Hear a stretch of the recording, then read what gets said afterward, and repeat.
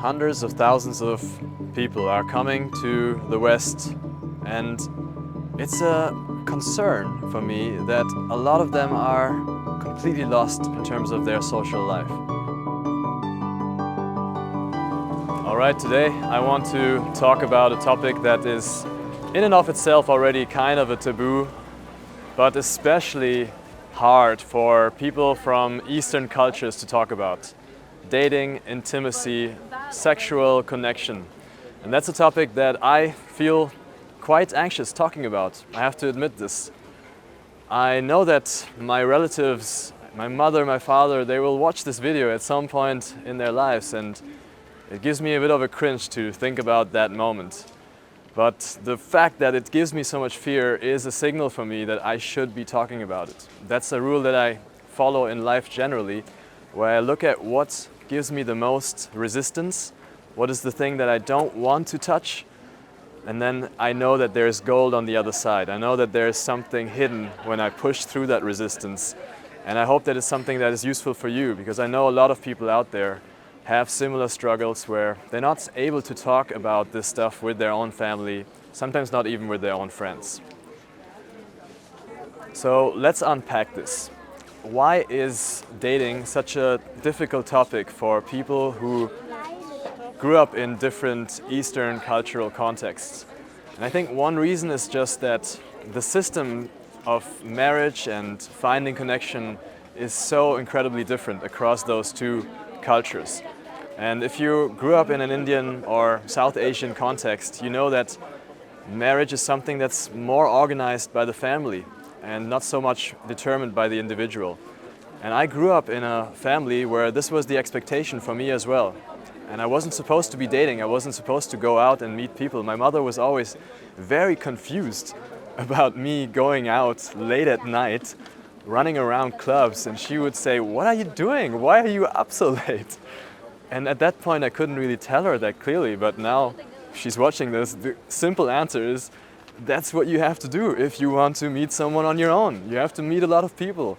And there are certain places where in this culture it's common and it's acceptable and it's encouraged to meet strangers for romantic, potentially romantic interactions.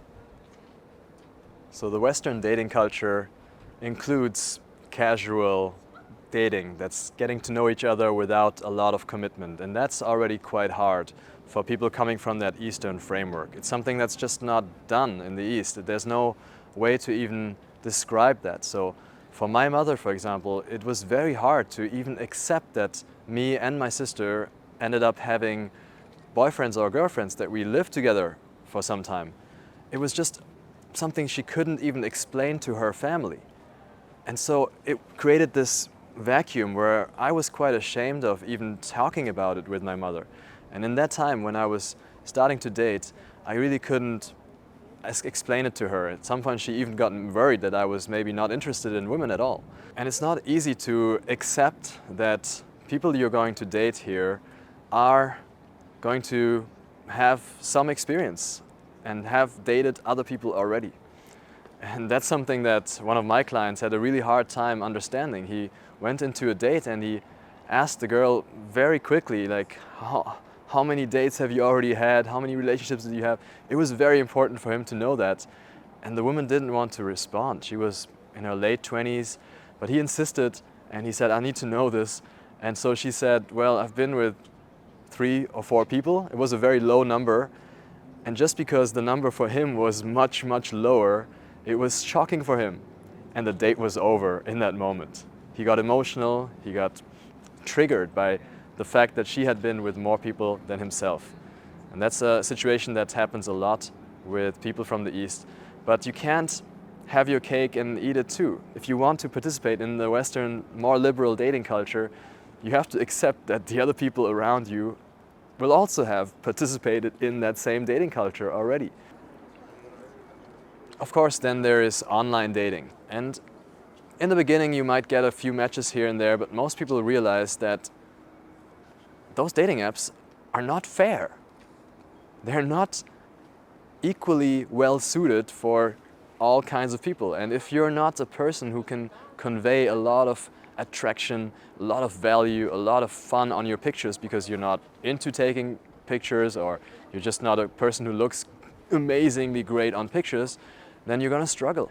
Competition is crazy on those dating apps. As someone coming from a different culture, you're clearly not as adjusted to the local customs, and it's going to be a bit of a additional difficulty for someone relating to that. They will think of you as a little bit more difficult to date.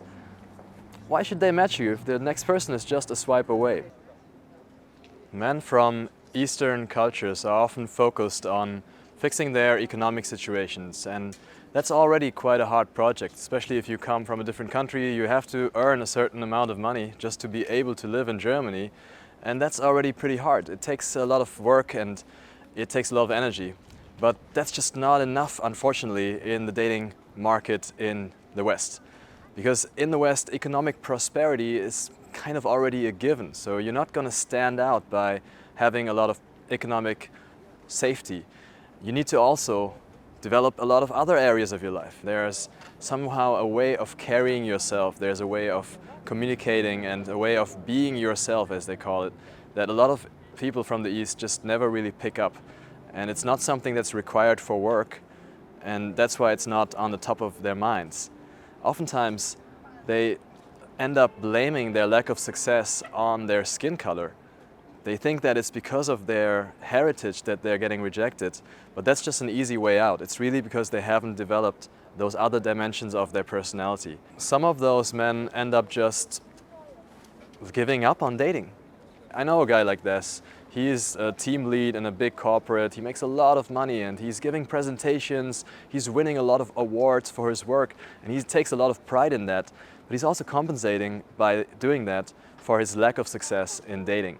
And he gave himself a little ultimatum where he said, I'm going to stay in Germany for another year, and if it doesn't work with dating, I'm just going to leave and go back home.